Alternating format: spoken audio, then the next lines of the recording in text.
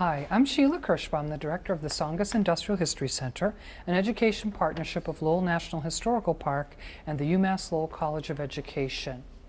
On April 25th, 2017, the Tsongas Center, with funding from Mass Humanities, hosted an open discussion at which we showed the documentary film Browsing Through Birks, followed by a panel discussion that included members of the refugee and immigrant community here in Lowell. The documentary film Browsing Through Birks profiles a family whose business was well known for its eccentricity. The Birks' personal journey was less well known. The Birks were Jewish Holocaust survivors. The center paired this film with a panel discussion to shed light on the experience of people fleeing their homelands and the ways in which they create new lives. The topic of immigration is very much in the news these days, and it benefits all of us to increase our understandings about immigrants and refugees as fellow community members. The Birks film and panel discussion show that human resilience is just as powerful as, or maybe more powerful than, the situations that drove people from home. What follows is the panel discussion including Schiffer Birke and 3 people who came to Lowell as refugees, and they explore certain topics that connect the Birke story with their stories and with contemporary issues. As you will see, Schiffer Birke speaks about what the film means to her, since her parents are the focus of the documentary. She talks about how the film is relevant to today's immigrants and refugees. Rafal Thayer speaks about how the Birke's experience was similar to or different from her experiences as a refugee in Iraq. Noel Twagiramungu, a Rwandan genocide survivor, speaks about how community members can build better understandings among themselves. And Sonit Po just talks about what he has gained and what he has lost as a refugee from Cambodia. All 3 panelists speak about what they miss about their homelands or family members who've passed and what they have gained in the United States. The event connects to Tsongas Center themes. For example, the Yankees and Immigrants School program very much addresses the themes of immigration and refugee situations. And the park's new themes include a theme that focuses on cultural identities. We hope you'll enjoy the film that follows that focuses on the panel discussion from that evening. Okay, folks, I'm happy to bring up to the table up front another faculty person from UMass Lowell, Dr. Noel Twagiramungu. He is a Rwandan genocide survivor who has agreed to be with us tonight and share some of his experiences responding to questions that the panelists are all going to be answering. Next to Noel is Sonit Po, who is a survivor of the Cambodian genocide. He is currently the director of the Meta Health Center, which is part of Lowell Community. I'm sorry, did I get that? Lowell Community Health Center. I did get it right. And we're happy that he could be here with us again. What's that? Happy that he could be here with us tonight.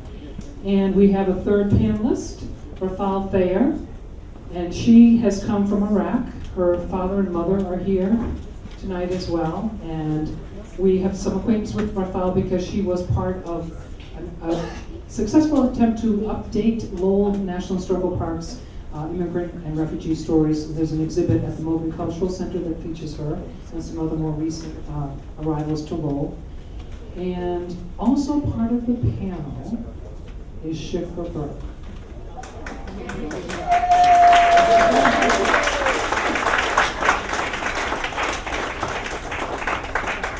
This family story so moved us just now. Thank you all for being here tonight.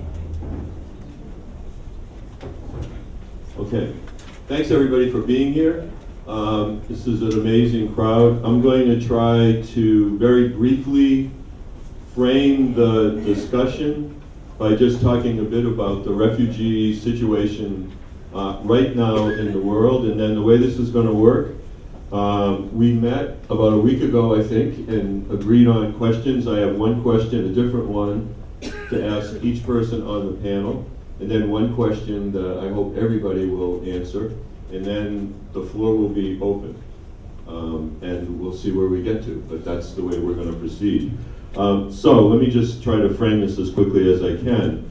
According to the United Nations Refugee Agency, there are close to 66 million refugees, asylum seekers, and internally displaced people in the world today. 1/3 live in refugee camps, with the most individuals in Somalia, 1.1 million, Afghanistan, 2.7 million, in Syria, 4.9 million. In FY 215, fiscal year 2015, the U.S. resettled only 70,000 of those refugees. So while we hear a lot in the news about we're taking too many people, we can't take so many people, the United States took 70,000 refugees in all of 2015. According to the U.S. State Department, for 2016, it is estimated that this number will be only about 85,000, was projected to be 11,000 for FY 2017, but who knows any longer what will be. During the Cambodian genocide of 1975 to 1979, approximately 1.7 million people lost their lives, 21% of that country's population. From April to July 1994, members of the Hutu ethnic majority in the East Central African nation of Rwanda murdered as many as 1 million people, mostly of the Tutsi minority. The genocide spread throughout the country, creating 2 million refugees. The international community largely remained on the sidelines while this took place. The United Nations High Commission for Refugees reported that over 3 million Iraqis were internally displaced, with an additional 3 million refugees abroad in the last 6 or 7 years. So this is a serious, obviously, problem. I think it's probably why a lot of you are here tonight, although I could tell a lot of people recognize people in the film and came to see the film, but I think the film importantly frames the conversation. So my first question is to Shifra.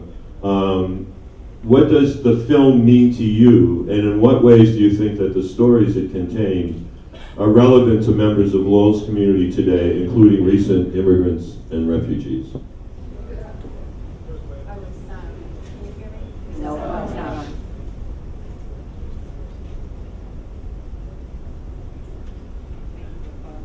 Now? Yes. Now I can tell.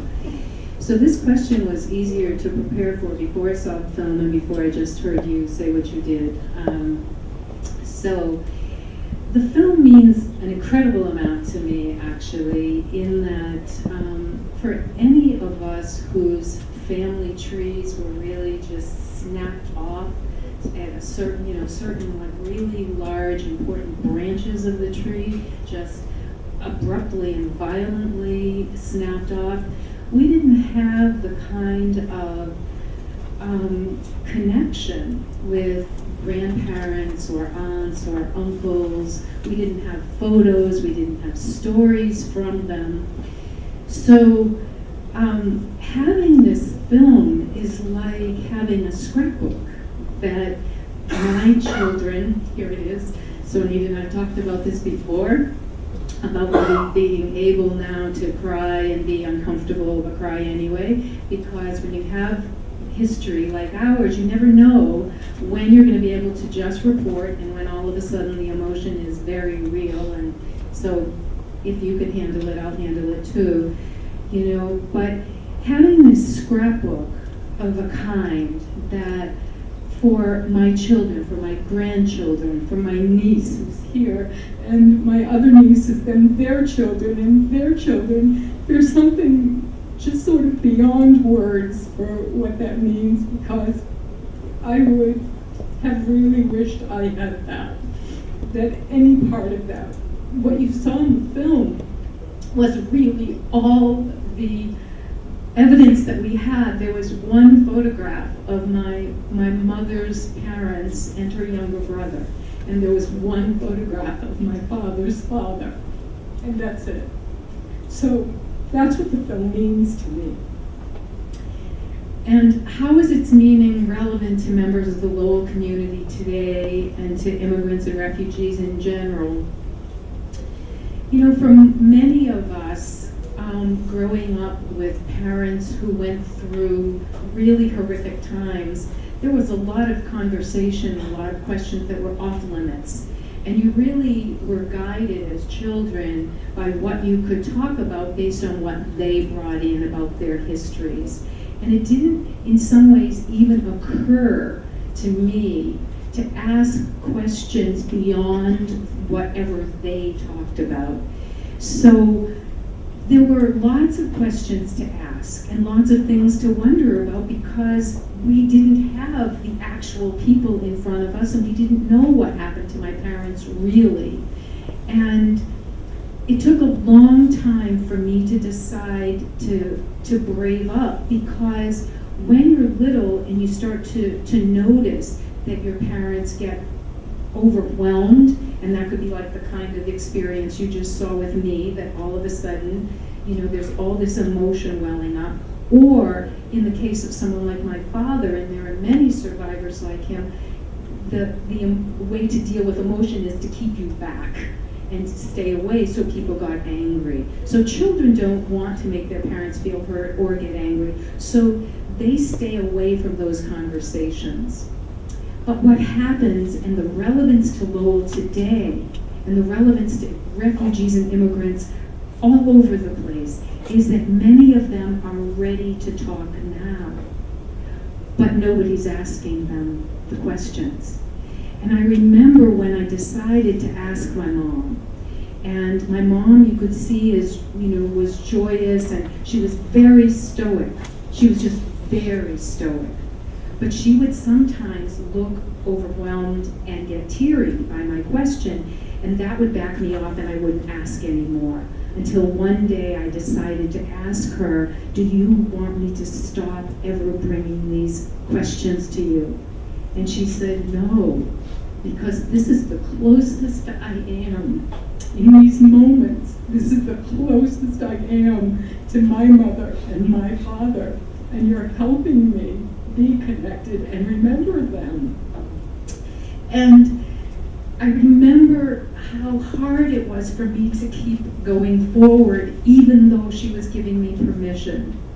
So the relevance today, the Sonits of the world, the other people who are ready in some ways to tell their stories, need for us to ask. And sometimes it's not a family member who needs to ask, it might be someone outside the family. So don't let those stories go, just vaporize. My real request is, if you can, please don't wait to ask. And if you can, please don't wait to tell. Thank you.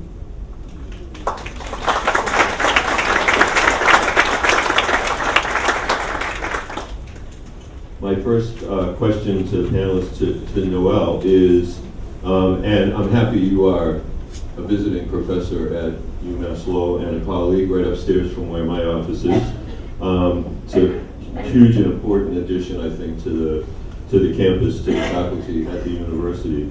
And so my question to you is, how do you think that the experiences that you saw in the film, the experiences of the Birkes that we've seen tonight, are similar to, and as well different from your own personal experiences leaving Rwanda, or from experiences of others you know who left countries where their lives were at risk?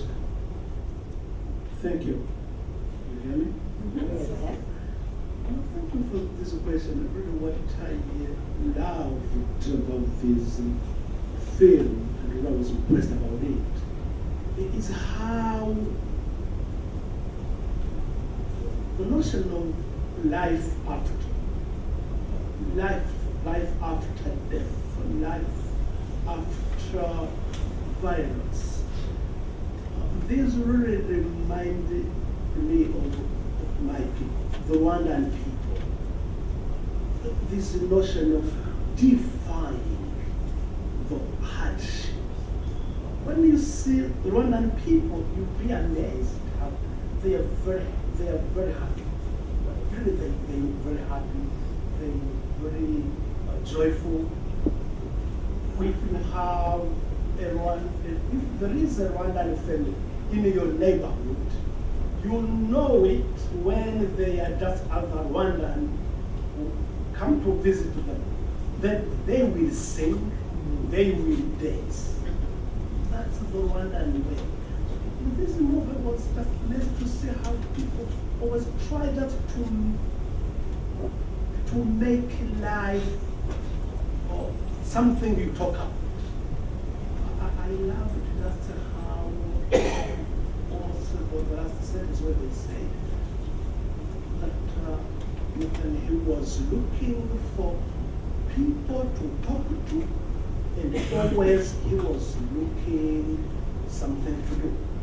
That's to keep this. This sense of there's a sense of social life. There's the opportunity to take somehow less. That's something we miss. Maybe I can talk about this. Like the experience I see here is how to be you in a foreign land. How to find opportunities to remember to be alive, to say I'm alive, and show it. Some problems is that always we see, maybe whatever you see everything is people very serious. Because they are busy working, and sometimes the sad thing is to not to have an opportunity to tell a story, to share something you hold for dear, that you keep it for yourself because there is no room for those non-serious things. So I loved this way in this movement. This said, let's talk about this. This is possible, and even tell jokes and even use F-words. That was sense of life. This is sense of life. So if I can just summarize it, telling here that we were learning how to make life possible and life is something you can enjoy and share with all those you come across wherever you go.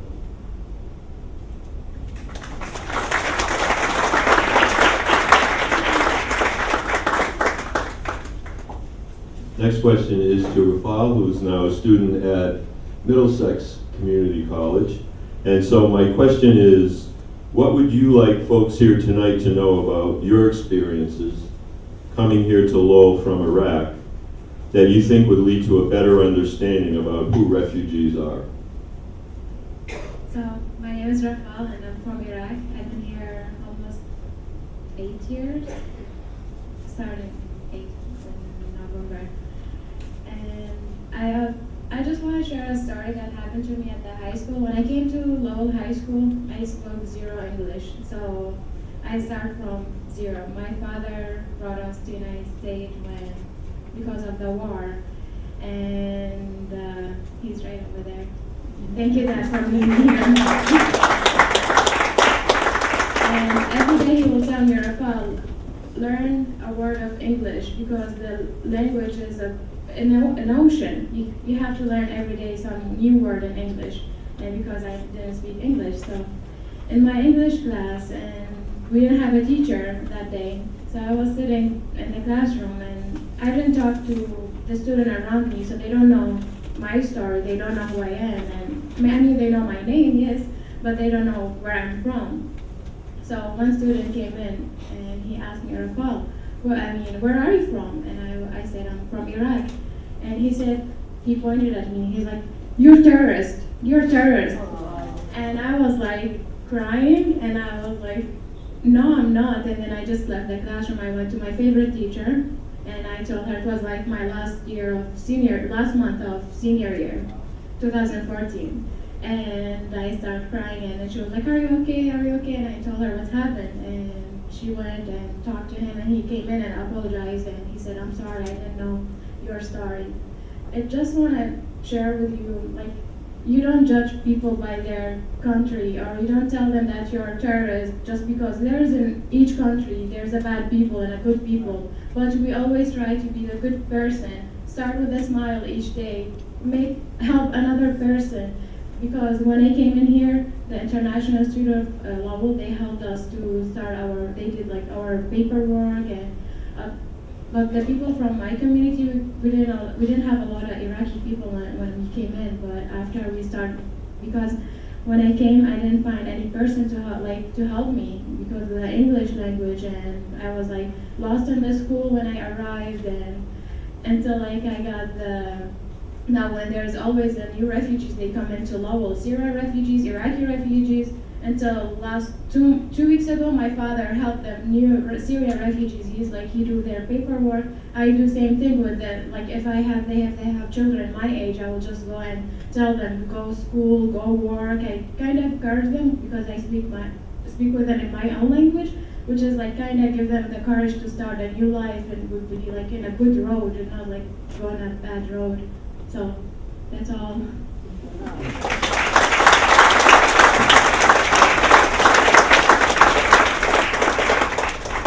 Thank you. To Saneth, you made the extremely difficult decision to leave your homeland of Cambodia, settle in Massachusetts, and work in the city of Lowell. What have you gained and what have you lost by making that decision? Thank you, Bob. And first of all, I would like to thank everyone for coming today to watch the documentary and also to hear what we're talking about. And it's an honor for me to be at the panelist with Shifran, who courage enough to document all her family story to share with everyone. I wish that our Cambodian community, Cambodian refugee, also have the same courage. And for those of you who are not familiar with the Khmer Rouge, genocide in Cambodia, it was happening in 1975 to 1978, when it's about half of the total population of 7 million people die of persecution, starvations, and also working hard. When Khmer Rouge when Vietnamese took over Cambodia in late 1978, and that's when many people have a chance to escape from Cambodia. And that's when my family decided to leave Cambodia. When we left Cambodia, we had to walk through the forest and the landmine, personal landmine, and the robberies and all of those. And walk to the camp near the border. It's a core border camp. And I stayed there about a few weeks before United Nations opened the big camp called Kavidang in about 8 kilometers inside of Thailand. So we never think about anything besides just to the profit, or we never think about coming to the United States. We just want to get out from Cambodia so that we can be alive. And fortunately, I have family, I have cousins in North Dakota who sponsor me, so that's how I reserved first in Canford, North Dakota. And in terms of what I gained when I came here, obviously, I gained my freedom. I be able to raise my own family without fear, and also for them to grow up and whatever they want to be. And in terms again is that I were able to attend a school and then fulfill my dream of becoming health professionals. This is something that I always my dream when I was in school, high school, is to go to the medical school and become a doctor. But unfortunately, Khmer Rouge took over when I was just finished high school at that time.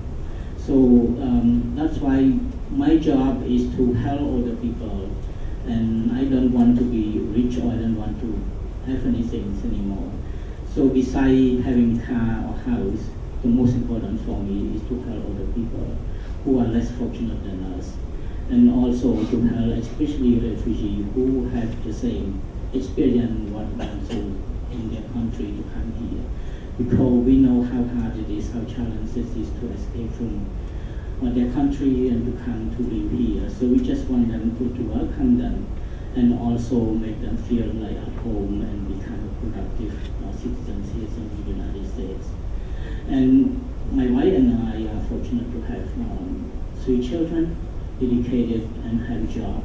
And we have 3 granddaughters, beautiful 3 granddaughters. And also, every time I saw people coming through my clinics with smile, and that's what made me feel happy. And also, by helping other people, also helping me to heal myself also. But in terms of the loss is that now that I have been here for almost 4 years, and I feel like I lost my culture, and I'm no longer like Cambodian anymore. It's more like Cambodian American, and my children doesn't speak Khmer anymore, and they don't go to the temple like we are, and also they never make an effort to learn Cambodian. Every time we went back to Cambodia, I asked my friend from my Cambodian relative there. Then all the Cambodian there and feel us different, and the place that we used to call home is no longer home now after I went back.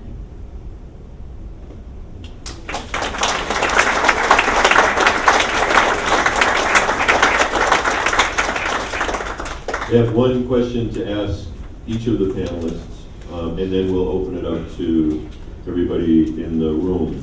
And so this is a general question. What one thing do you miss most about your former home?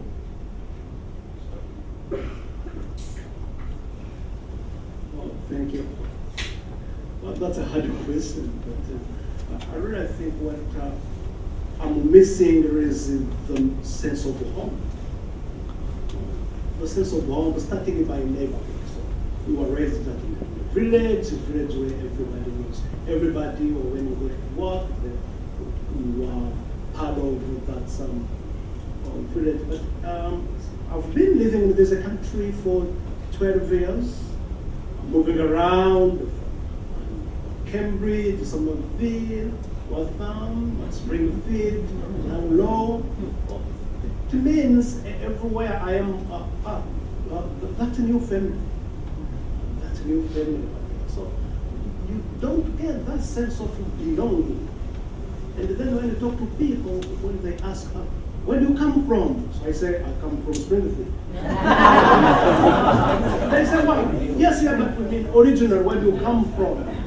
So that means even though you are part of this new family, still you are seen as someone from somewhere, and you no longer belong there. You would like to belong where you are, but it's not easy. Part of that also, there is this sense of solidarity with the neighborhood, and this sense of self-realization, where you can help people. But sometimes just you live in the neighborhood, sometimes people may need help, but they don't think that you can help. Maybe they may think that just you need help, but when it comes to asking for help, maybe sometimes you are not the right person to come to first. So there's a sense of home, how really to call your new home a home, it's really a problem. And that is Thank you. So for me, you may feel strange because when people ask me what you miss most about Cambodia, older people might say that I miss the place where I play around with my friends, or I miss my high school, I miss the village that I live. But for me, the most important thing for me that I miss the most is my family, my brother and sister. I was the oldest in the family, and my parents died during the Khmer Rouge. And I came alone by myself with my wife family. So So that's why I miss the most about my sibling. And that's why the reason that why I'm working and helping people. So everyone in the community is my family. And when I see elderly coming to the clinic, it reminds me of my parents. If I see the young kid come, I always remind me of my brothers and sisters. And what I replace now is that I have my own family. I have my children, 3 children. And in 2004, I was able to have my friend here, ask my friend here to go to Cambodia, married with one of my brother. So they now live in Law here together. So that was since 2004. So that would also start a little bit in terms of what I miss the most.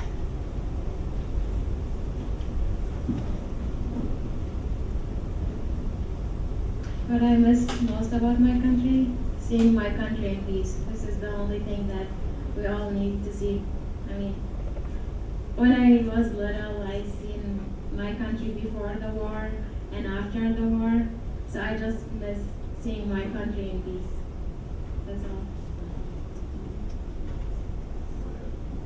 I actually was going to pass on this one because I was the first in my family to be born in Lowell, and I now live in Lowell, so I have the good fortune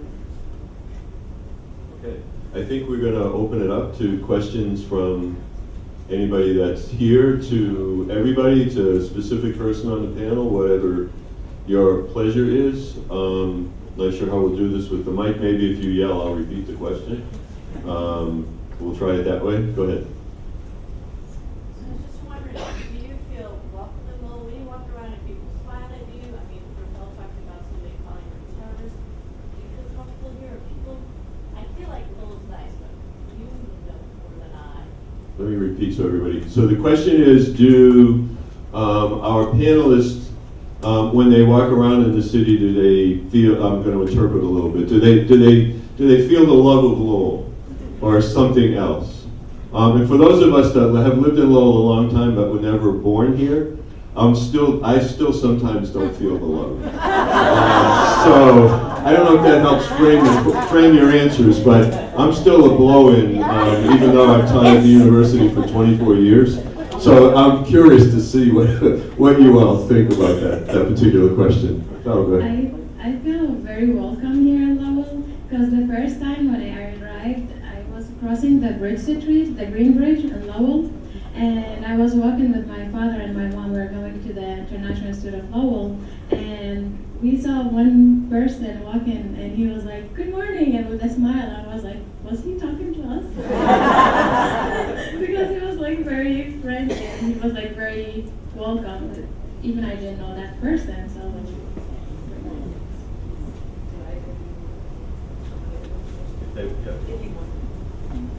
I actually live in the Boston area, but Lowell is my heart, and my heart's always here because this is where my community is. Although I live over there, I always come to Lowell to shopping, and also I work in Lowell at UMass since 1995. And there is a Cambodian word to say that where there's a cold water, fish like to stay. So Cambodians say, that's mean when it's a cold, the fish come. So most of the Cambodians who live in Lowell here are second migrations. That means they are not resource in Lowell, but all older friends call them to come to Lowell. We call Lowell is good. You open your arm for us and welcome us. So that's why older people who come here call their friends to come. So that's the reason why many people here come to Lowell, and then we found the place, we found the community, we built our temple, we built business and everything. So you may know that Lowell now become the second largest of the Cambodian populations in the United States after along with California. And other people might say that we are the third after Cambodia. So it is true. Thank you. Maybe that's because I spend much of my time that's on campus and I don't know what to say. But I can use that this minute to share just a short story. Because I've been living in the Boston area for most of the time. I started at Tufts, But when I took my first job, that's how I went to work at Smith College.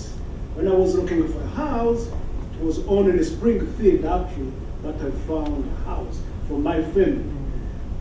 When I said I'm living in Springfield, they said, how can you do that? That's very dangerous. And then later when I came to work here at law, and I tell my friends I'm working at law, I said, from Springfield to law, always you are looking for those very dangerous places.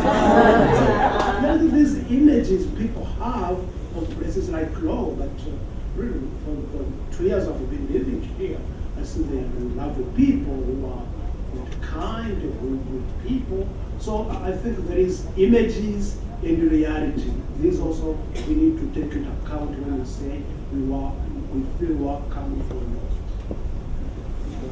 Somebody else? Go ahead. Why did your parents come to Lowell?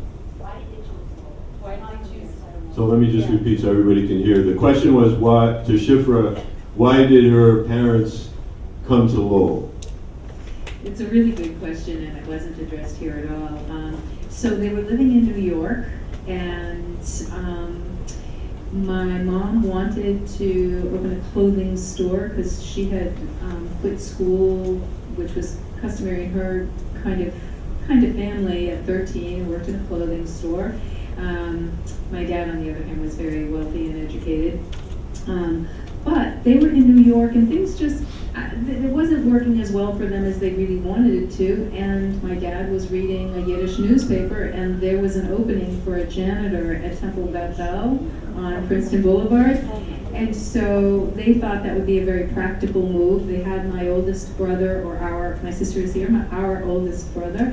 And at the time he was young. And so it was a live-in job, and they thought, great, we'll have a place to live, there'll be food from bar mitzvahs and weddings, so we won't have to buy as much food, and we can save money, and so that's how they landed in Lowell.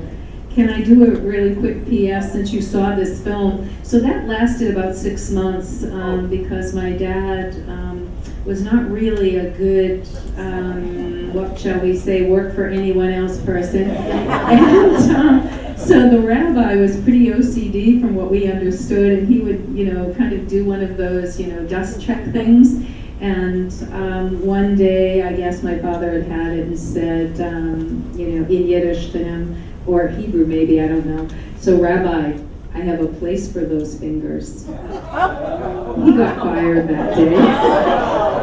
So the first Birks opened on Back Central Street in Lowell as a result of that firing. But anyway, that's how they got to Lowell.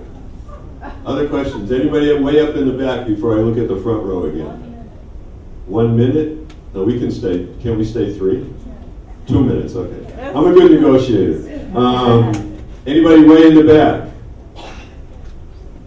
In the back, this way in the back. Okay. I would just like to know why the store is currently closed. It's been closed. The question was, why is the store currently closed? Why is it closed? I guess none of us as children wanted or could really have done what they did. They had a special way of buying and a special way of dealing, and I don't think any of us would have known quite how to maneuver the way that they did. So, yeah, my mom kept it open for a long time after my dad died, but yeah, sorry it's not open. So I think we do need to stop because the park needs to close up the building. I want to extend a great thank you to everybody in the panel. And thank you all for coming. Have a good night.